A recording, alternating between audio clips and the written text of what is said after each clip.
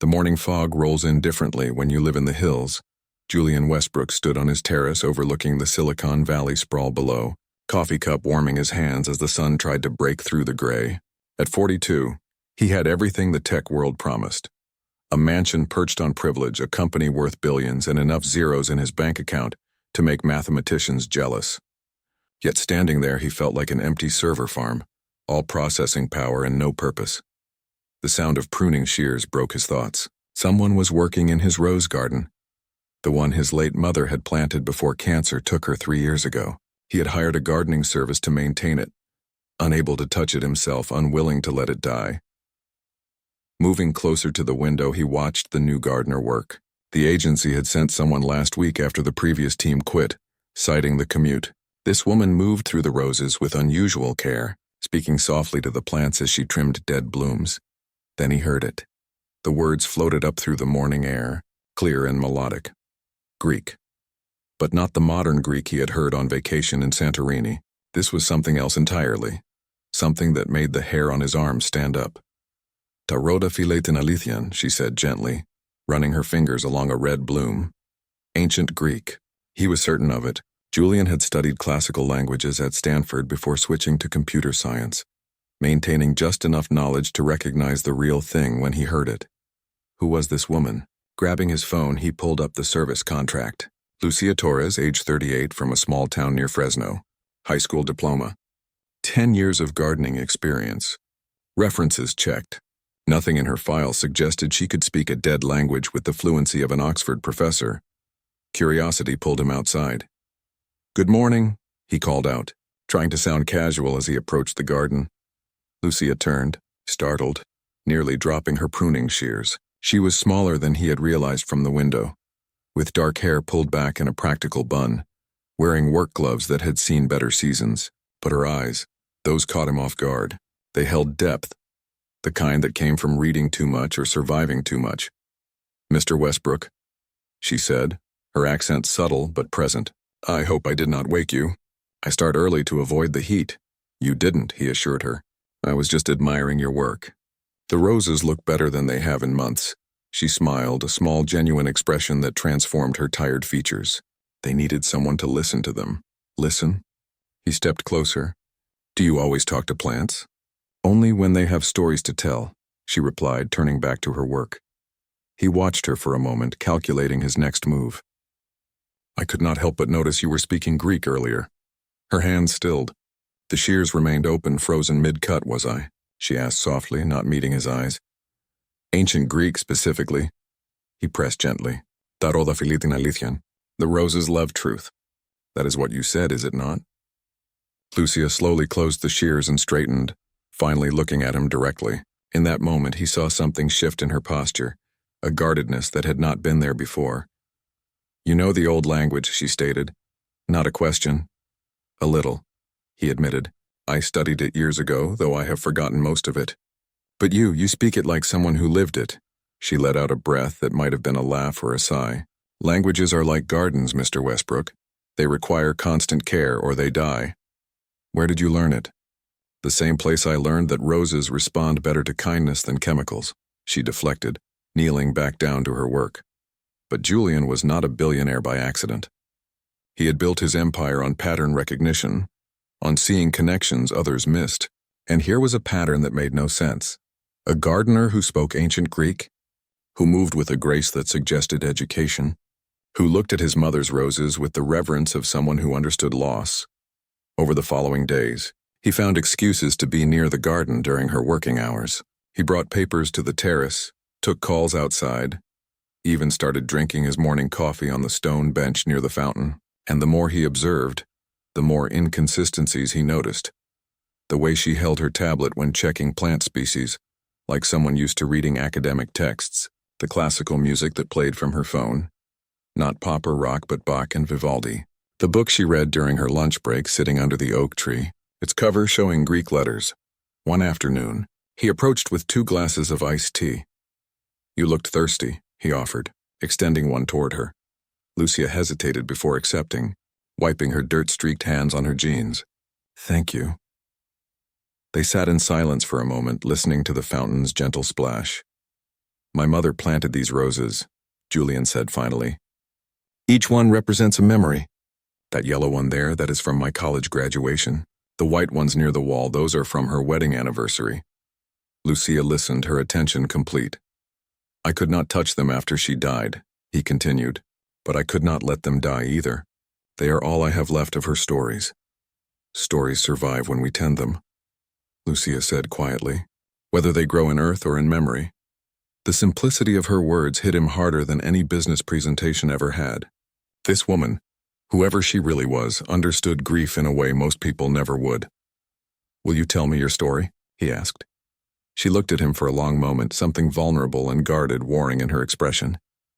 Everyone has secrets, Mr. Westbrook, she said finally. Some are just planted deeper than others. Julian made a decision that would have shocked his board of directors. Instead of running background checks or hiring investigators, he chose to wait. Every morning for 2 weeks he brought coffee to the garden, sat on the stone bench and simply existed in Lucia's presence while she worked. They developed a rhythm. She would arrive at dawn. He would join her an hour later. Sometimes they talked, mostly they did not. But in that silence, something remarkable happened. The walls he had built around himself, brick by careful brick of success and isolation, began to crack. One morning, he found her standing before the memorial rose bush, the deep crimson one his mother had planted in honor of her own mother. Oudis athanatos, Lucia whispered, her fingers barely touching a petal. No one is immortal, Julian translated, his voice rougher than intended. She turned, and he saw tears tracking through the dust on her cheeks. I lost someone too, she said simply. That was when the story began to unfold. They sat together under the oak tree, and Lucia told him about Dr. Helena Vasquez, a renowned classical scholar at UC Berkeley, who had spent 30 years translating ancient texts. Lucia's mother, a woman who had taught her daughter Greek before English, who had filled their small apartment with books instead of toys, who had dreamed of Lucia following in her academic footsteps. I was accepted to the doctoral program at Columbia, Lucia said, staring at her work-worn hands. Full scholarship. I was going to study the intersection of ancient philosophy and modern ethics. My dissertation proposal was on Epictetus and his relevance to contemporary crisis management. What happened? Julian asked, though he could already sense the shape of tragedy in her words. My mother got sick. Stage 4 pancreatic cancer. The doctors said she had maybe 6 months. Lucia's voice remained steady, but her hands twisted together. I deferred my acceptance to take care of her. 6 months became 18. By the time she passed, my scholarship had been given to someone else. I had debt from medical bills, no income, and a degree that felt useless when I could not even save the one person who mattered. The garden sounds filled the space between them. Bees humming, leaves rustling, water flowing. So you became a gardener, Julian concluded softly. I became a gardener, she confirmed. Because plants do not care about your credentials. They care about whether you show up, whether you pay attention, whether you understand that growth requires both sunshine and storms. Julian felt something shift in his chest, a recognition he had been avoiding. He had judged her, assumed her work defined her worth, never considering that life's circumstances rarely reflect life's dreams. The ancient Greek, he ventured. You still practice it, every day, she admitted. My mother used to say that language is the only immortality we can achieve. Every time I speak her words, she lives again. Over the following week, their conversations deepened. Lucia taught him about Stoic philosophy while deadheading roses. He told her about his mother's final days, the regrets that haunted him, the empire he had built to avoid feeling small. She listened without judgment, without advice, just presence. One evening, he found her sitting on the terrace steps, reading by the solar lights he had installed. The book was in ancient Greek, its margins filled with handwritten notes. May I? He asked, gesturing to the space beside her. She nodded, making room. Epictetus, he observed, recognizing the text. The Enchiridion, Handbook for Living, she translated. Seems appropriate for someone trying to figure out what living actually means. He smiled despite himself. And have you figured it out? I have figured out that happiness is not found in avoiding difficulty, she said. It is found in how we meet it. My mother understood that. She faced death with more grace than I have ever faced success. Success is its own kind of death, Julian found himself saying. You achieve everything you thought you wanted and then realize you are trapped inside it. Lucia closed her book. So climb out. That simple? That's simple, she confirmed. Not easy, but simple. As summer deepened, Julian began to notice changes in himself. He started reading again. Not business reports, but philosophy, poetry, history. He spent less time in video conferences and more time in the garden, learning plant names in Latin and Greek. Lucia became his teacher, and he discovered humility in not knowing. One afternoon, his chief technology officer stopped by for an urgent meeting. Finding Julian in dirt-stained jeans, hands deep in soil, clearly confused the man. We need your decision on the merger, his CTO insisted. It can wait, Julian replied, not looking up from the seedlings he was transplanting. Sir, this is a $3 billion deal. And these are living things that need attention right now, Julian said calmly. Money does not die if you ignore it for an afternoon. Plants do. After the CTO left, visibly frustrated, Lucia looked at him with something like respect. You are learning, she said. I have a good teacher, he replied. But the question that haunted him remained unspoken. What was Lucia really doing here? A woman with her education and intelligence could do anything. Yet she chose to tend gardens for minimum wage. There was a piece of the story still missing, and he knew it. Late one evening, unable to sleep, he went to his study and did what he had resisted for weeks. He searched for Helena Vasquez, classical scholar, UC Berkeley. What he found made his breath catch. The obituary mentioned a daughter, Lucia Maria Vasquez, doctoral candidate at Columbia. But there was more. Articles about Helena's work, her translations, her revolutionary interpretations of ancient texts, and then a smaller news item from 5 years ago. Promising scholar abandons dissertation after family tragedy. Colleagues express concern about loss to academic community.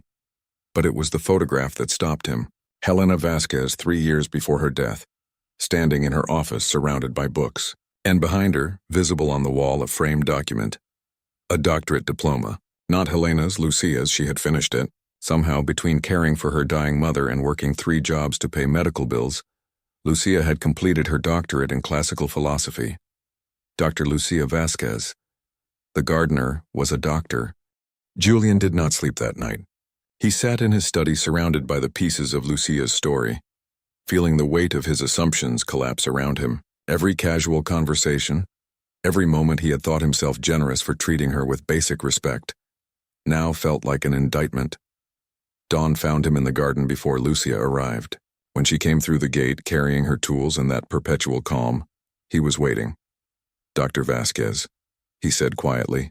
She froze, her hand still on the gate latch. For a long moment neither of them moved. Then slowly she set down her tools and walked to where he stood. How long have you known? She asked, her voice steady despite the tension in her shoulders. Since last night, he admitted. I am sorry. I should not have searched without asking. But you did, she said. It was not an accusation, just a fact. I did, he confirmed. And now I need to understand. Why are you here? With your credentials, your doctorate. You could be teaching at any university. Why are you working as a gardener for someone like me? Lucia laughed, but it was not a happy sound. Someone like you? You mean rich? Successful? Someone who measures worth in quarterly earnings? The words stung because they were true. After my mother died, she continued, I tried to return to academia. I applied to every university with a classical studies department. Do you know what I discovered? 5 years away is an eternity in that world. My research was outdated. My contacts had moved on. And every interview ended the same way. What have you published recently? What grants have you secured? Why should we invest in someone who chose family over career? That is not fair, Julian protested. Fairness is a philosophy, not a reality, she said. So I did what I needed to survive. I took work that allowed me to think, to be outside, to tend living things instead of dead ideas. Gardening is honest work. It does not pretend to be something it is not. Unlike me, he said quietly. She met his eyes. Unlike what you were. But people change, Mr. Westbrook. Or they can if they choose to. The tension between them was a living thing, fragile and dangerous. I want to make this right, Julian said. Tell me how. Lucia shook her head. You cannot fix everything with money or power. Some things require actual transformation. Then help me transform, he said. Teach me. Over the following months, something unprecedented happened in Julian Westbrook's carefully constructed life. He began to dismantle it, not recklessly, but intentionally. He stepped back from day-to-day operations of his company, appointing his COO as interim CEO. He sold his collection of luxury cars, keeping only one practical sedan. He stopped attending Silicon Valley parties where people measured influence by how many unicorn startups they had invested in. Instead, he studied. Lucia designed a curriculum that would have challenged any graduate student. Ancient philosophy, ethics, languages, literature. They worked in the garden library he created, a simple structure of glass and wood where roses climbed the walls and books lined the shelves. Read this, Lucia would say, handing him a text in ancient Greek. Tell me what Aristotle means when he discusses eudaimonia. Human flourishing, Julian would answer, stumbling through the translation. But not just happiness, something deeper. Living in accordance with virtue. And are you? She would ask. The question haunted every decision he made. Together, they began a project that married both their worlds. Julian created a foundation, but not the typical billionaire tax shelter. This one focused on supporting scholars from underrepresented backgrounds, people who had taken time away from academia for family, for survival, for life. The Helena Vasquez Fellowship Program provided not just funding, but flexibility, understanding that brilliance does not follow a straight path.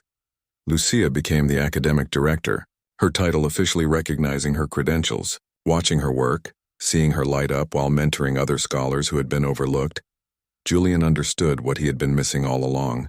Purpose was not about building bigger, it was about building better.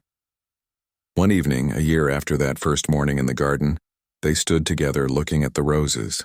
The memorial bush had never bloomed more beautifully, its crimson flowers almost luminous in the sunset light.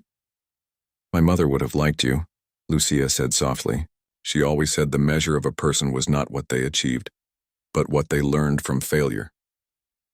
I failed for a long time, Julian admitted. Measuring everything wrong, chasing goals that meant nothing. And now? She asked. Now I am learning to tend the garden, he said. To show up, to pay attention, to understand that growth requires both sunshine and storms. She smiled, recognizing her own words reflected back. You have been a good student. I have an excellent teacher. They stood in comfortable silence as darkness gathered, the solar lights beginning to glow among the roses. Somewhere in the valley below, his former life continued without him, the tech world spinning on. But here, in this garden built from loss and hope, something more real was growing. Taroda filetin alithian, Julian said carefully, his pronunciation better but still imperfect. The roses love truth, Lucia translated, though he already knew. So do I, he said, looking at her, finally. She reached out and took his hand, her palm rough from work, his soft from years of air-conditioned offices. Two different worlds, meeting in the middle, learning that value has nothing to do with price tags and everything to do with presence. Shall we water the new plantings? She asked. Together, he agreed. As they worked side by side in the gathering darkness, Julian Westbrook realized something his billions had never taught him. Transformation was not about becoming someone new. It was about becoming honest enough to be who you actually were beneath all the pretending. And in a garden filled with his mother's memories and Lucia's wisdom, tended by two people who had both lost everything before finding what mattered, truth finally bloomed.